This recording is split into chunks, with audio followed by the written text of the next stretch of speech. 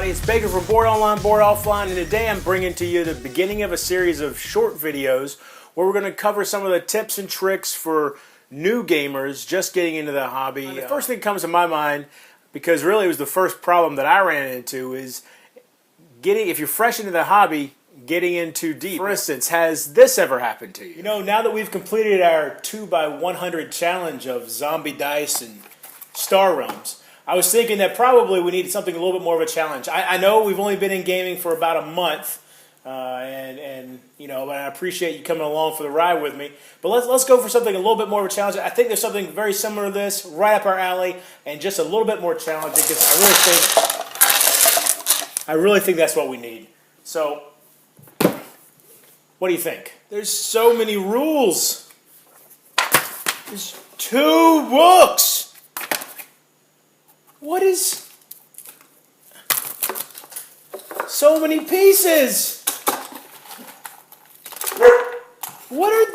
Where's the board? So the first step in dealing with a game like this, a game of this level of complexity, or even more complex than this, is going to be to get all of your components organized. And the first step in organization of a game like this is going to be, you're going to want to separate them into piles, and you'll have your...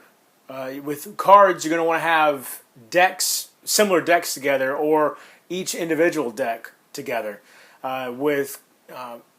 With chits and little components like that, you're going to want to make sure that you've got them separated into groups as well, all the pieces together. Once you have that done, you're going to find containers for the various pieces and everything. Now, one method that people use is just straight up Ziploc bags. You can do this. For Mansions of Madness, I have all my cards in Ziploc bags. You can even label the Ziploc bags if you really want to make sure you know exactly what goes where. With some of the components, other than cards, maybe you want to have a container such as this. You can actually find something like this at a craft store such as Michael's or at Target or something like that. With the cards, if you want a different option, you can actually get a case, deck protector, something like this. And actually, this is what I've got all my Star Realms in, because Star Realms for me is sleeved.